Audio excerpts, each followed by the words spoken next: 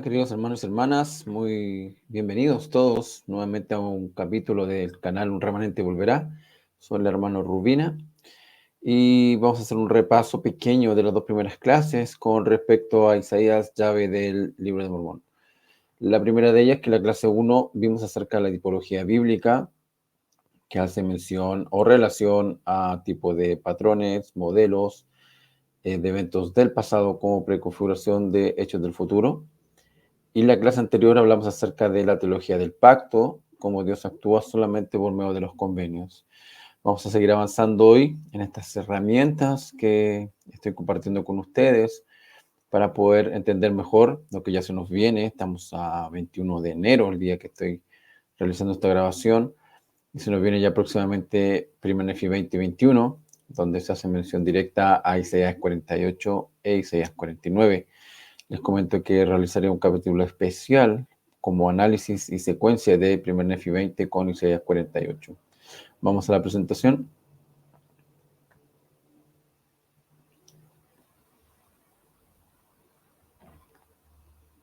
Ok, acá la tenemos, el libro de Mormón Isaías. Seguimos con nuestra diapositiva inicial. Y habíamos quedado con palabras anteriores del Elder McConkie en un discurso que dio en la Leona de 1976 con respecto a la importancia del libro de Mormón y cómo nosotros realmente debiéramos tomar este libro, la importancia que tiene para poder llegar a entenderlo. Habíamos finalizado con la siguiente escritura, que era la pregunta: ¿cuál es la manera de profetizar de los judíos necesaria para entender a Isaías? Bueno, en ello no hemos basado las escrituras en el libro de Mormón, especialmente segundo Nefi 25, el versículo 5, que dice: sí, y mi alma se deleita en las palabras de Isaías, porque salí de Jerusalén, y mis ojos han visto las cosas de los judíos, y sé que ellos entienden las cosas de los profetas, y no hay ningún otro pueblo que entienda, como ellos, las cosas que fueron pronunciadas a los judíos, salvo que sean instruidos conforme a la manera de las cosas de los judíos. Ahora la pregunta es: ¿qué es esta forma o esta manera de profetizar de los judíos? ¿Cuál es la diferencia que hay? ¿Cuál sería la diferencia? ¿De qué manera lo hacían ellos? Vamos a ir averiguando, vamos a ir avanzando. Dice lo siguiente: la manera o método judío de profetizar e interpretar la profecía que Nefi defiende utiliza recursos literarios para transmitir la mayor cantidad de información profética posible en la menor cantidad de palabras que se pueda, guiados por el principio de escritura de menos es más. Los profetas estudiaron en escuelas de profetas, donde aprendieron técnicas literarias para crear profecías dentro de profecías que requerían, ojo con esto, búsqueda para captar su mensaje. Su mensaje subyacente. ¿Qué es subyacente? Que está oculto detrás de otro. ¿Y está oculto a quién? A las personas. Pero aquellos que están en sintonía con el Espíritu de Dios, que tenían ojos para ver y oídos para oír, Dios podía revelarles sus mayores verdades. Entonces vemos una diferencia como los profetas, ¿cierto?, del antiguo Israel, los judíos, la forma de profetizar, siempre utilizan ciertas técnicas literarias, recursos literarios que le permiten en la menor cantidad de palabras transmitir la mejor versión de lo que están viendo, de lo que han recibido desde el cielo. ¿Para qué? Para que aquellos que buscan bajo la sintonía del Espíritu de Dios puedan comprender lo que ellos están transmitiendo. Para ello vamos a ver algunas características de la profecía. ¿Ok? En este caso, el pensamiento hebreo. El pensamiento hebreo dice que es tipológico. Lo vimos en la clase número 1, recuerden. Tipología bíblica, modelos, patrones. Y este es el pensamiento hebreo. Lo que subyace a la cosmovisión hebrea es que la historia es cíclica. ¿Ok? Se repite. Eclesiastés 1:9. No hay nada nuevo debajo del sol. Ya es cíclica, no es lineal. Decimos que la historia se repite, pero los profetas hebreos llevan esa idea un paso más allá. De esa manera pueden estar dirigiéndose a la gente de su época sobre asuntos que les son familiares, cotidianos, del día normal, lo que está pasando en su propio tiempo, pero al mismo tiempo se está dirigiendo a la gente del fin del mundo sobre cosas que sucederán. Esa es la forma en que escribieron los profetas, la manera de profetizar de los judíos. Esa es la cosmovisión hebrea como ellos ven la forma de escribir. Se basaban en patrones, se basaban en la teoría, en la teología del pacto, de que todo está circunscrito a esos términos. Cuando no estamos familiarizados con esas formas en las que ellos profetizaban, en las que ellos escribían, es cuando claramente nos cuesta. ¿Por qué? Porque el pensamiento occidental dice acá abajo, en la diapositiva, perdón, dice que el pensamiento hebreo dice que no es lógico, ¿ok? Porque ya vimos que es tipológico, que se basa en patrones y modelos. En cambio, para nosotros, para la parte occidental, dice, sin dar un salto de lógica, la mente occidental simplemente no puede comprender la profecía de Isaías. O sea, de verdad que es un desafío, de verdad que es una búsqueda, es una diligencia constante de obedecer el mandamiento del Salvador Jesucristo de ir a escudriñar Isaías. No iba a ser tan fácil. Recuerde que estamos en un estado de probación constante. Debemos ejercer fe necesaria para ir ascendiendo en una escalera espiritual, para volver a ascender. El libro de Isaías encierra una doctrina y una enseñanza muy hermosa que hace referencia a que estamos en una fase de descenso. Estuvimos en la presencia de Dios. Nuestro Salvador Jesucristo estuvo en la presencia del Señor y descendió sobre todo para ascender sobre todo. Nuestra misión no es igual que Él, pero hemos descendido también de la presencia del Padre en este estado probatorio.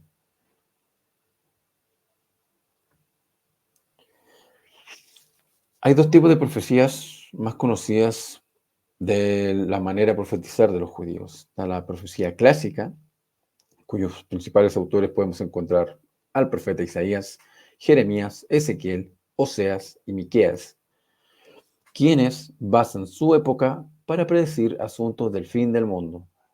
¿Ok? Entonces, ven lo que pasa en su tiempo, ven los paralelismos con el futuro y plasman esta enseñanza como preconfiguración de eventos que ocurrirán en los últimos días. Luego está la profecía apocalíptica, que trata de asuntos exclusivos del fin del mundo. O sea, ven esta imagen como Juan, como Daniel, ponen estas, en el caso de Juan el Amado, él lo describió mucho en imágenes, ¿cierto? Todas estas bestias, esta virgen, todas estas cosas que él vio, y las pone en ese proceso. Entonces tenemos esos dos tipos de profecías. Profecía clásica, ¿okay?, que basa en su época para predecir asuntos del fin del mundo, y la profecía apocalíptica, ¿okay?, que trata asuntos exclusivos del fin del mundo. Profecía clásica y profecía apocalípticas. Ambos poseen lo siguiente: tienen ideas centrales de las profecías, ideas centrales de las profecías clásicas o apocalípticas. Son las siguientes. Ambas predicen cosas negativas y positivas. ¿Ok? Lo bueno se obedecen, si se está bajo la ley del pacto se cumple, y lo negativo que viene.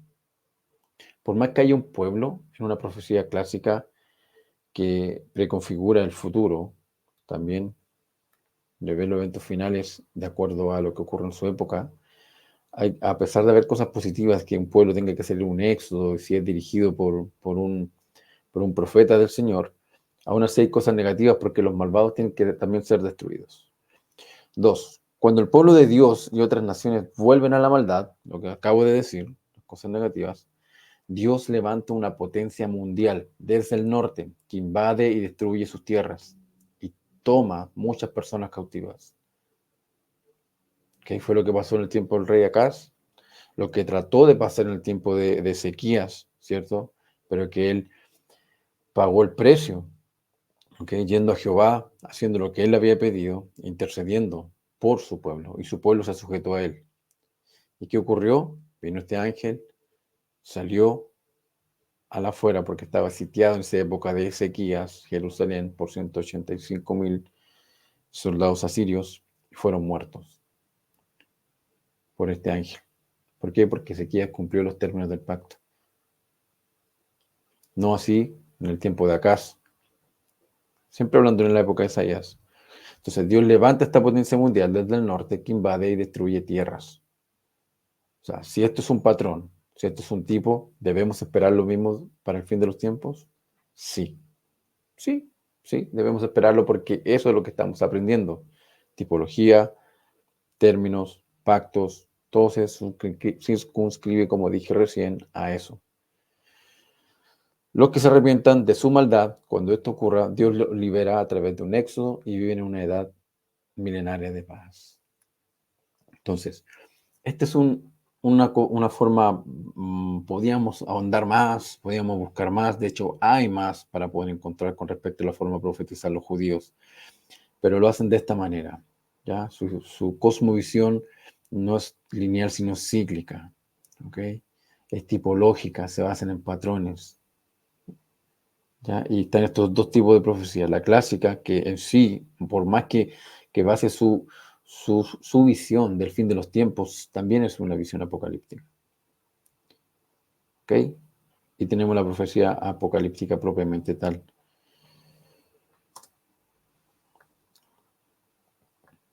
Cosas para poder recalcar cuando vemos el libro de Isaías o tenemos que ver un principio, siempre hay que verlo en contexto.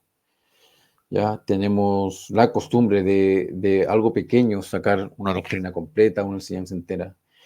Dice, uno de los primeros principios de la interpretación de las escrituras es leer todo en contexto, lo que significa que no se puede aislar ni siquiera una palabra, versículo o idea y dejar que se convierta en un punto de enfoque sin tener en cuenta todas sus interconexiones y enlaces de palabras con otras partes del texto.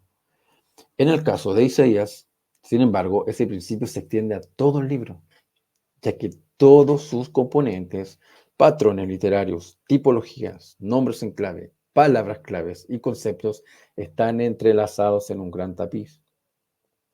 Les cito este ejemplo, esta pequeña hoja acá en la diapositiva. ¿Qué podrían describir ustedes que están allá a través de esta pantalla de qué tipo de árbol es el que salió esta hoja? ¿En qué condición está el árbol en la que salió esta hoja? ¿Es una hoja seca? ¿Cómo estará el bosque donde está ese árbol al cual pertenece esta hoja? Podríamos decir que por la forma en que está esta hoja, que el árbol es un tipo de árbol específico, que está seco al parecer completamente, y que lo más probable es que el bosque que rodea este árbol también esté de la misma manera. Vamos a aislar la hoja como comúnmente lo hacemos con las enseñanzas, capítulos, versículos, ideas, y sacamos una doctrina completa al respecto. Bueno, acá está el bosque donde pertenece este árbol. Es un árbol que no pertenece al mismo tipo de bosque, es otro tipo de hoja, no está rodeado de pinos, el bosque de pinos está verde. Entonces, es por eso importante que debemos leer en contexto.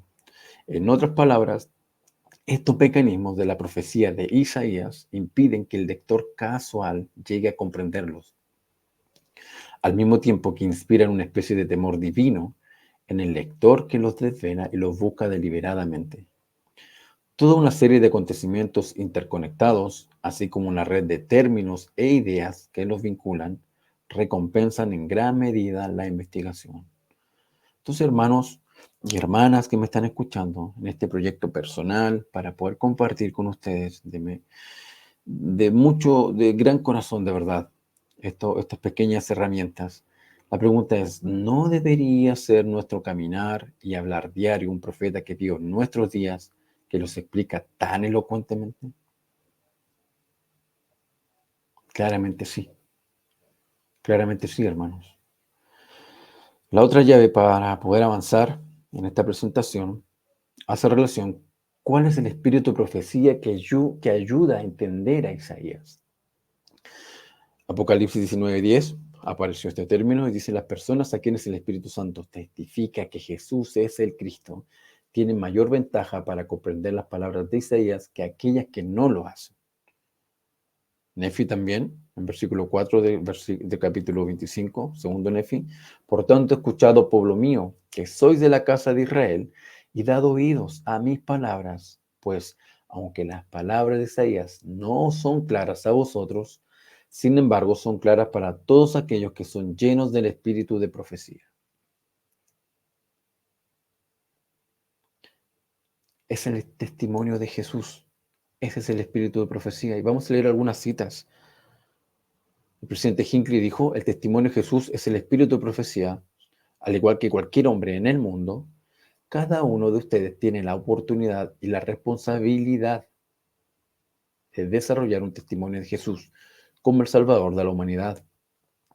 Ese testimonio es el espíritu de profecía. Es un regalo que puede ser tuyo.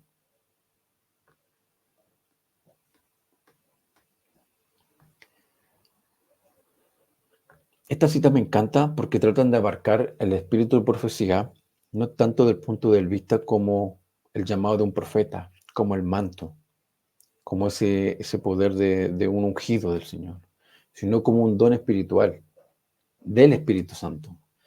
El profeta José Smith dijo, se basó en este pasaje, en las Escrituras, al enseñar de esta manera. Dice, de la manera similar, el apóstol Pablo afirma que el que profetiza habla a los hombres para edificación, exhortación y consuelo. Así que en el sentido usado al hablar de dones espirituales, de ese punto me encanta, quiero abordarlo desde ese punto, lo que es el espíritu de profecía, ¿ok? Como un don espiritual.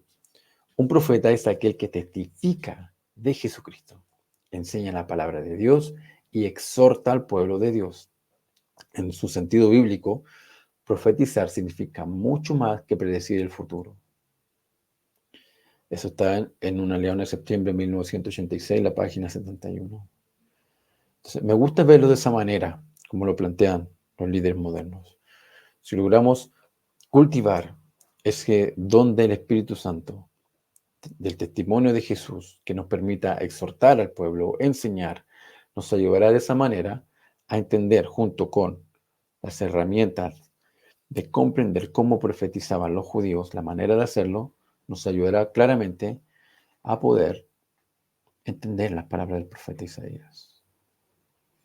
Me gusta ese concepto, me gusta esa idea de poder verlo de ese punto de vista. Para finalizar esta clase, para poder permitirles avanzar en sus estudios también con respecto a entender Isaías, la pregunta es que todos nos hacemos, ¿por qué Jesús citó frecuentemente las profecías de Isaías y nos mandó a escudriñarlas en 3 Nefi 23:1? Vamos a la medular, vamos al centro de esto. Es un mandamiento del Señor. No lo podemos esquivar, no lo podemos saltar, nada, porque al final va en desmedro de nosotros. Jesús cita para describir la restauración de la casa de Israel en los últimos tiempos, ¿cierto? A Isaías en todos estos versículos. Imagínense lo que dice, en lugar de predecir ese evento nuevamente, se basa en las profecías de Isaías, tal como lo hicieron Nefi y Jacob, añadiendo contexto, eso me encanta cuando lo profetiza el Señor, y aclaraciones. El Señor tranquiliza a los nefitas sobre el fin de Dios para sus descendientes. Es notable su énfasis en las palabras de Isaías como una gran clave del plan de Dios para su pueblo.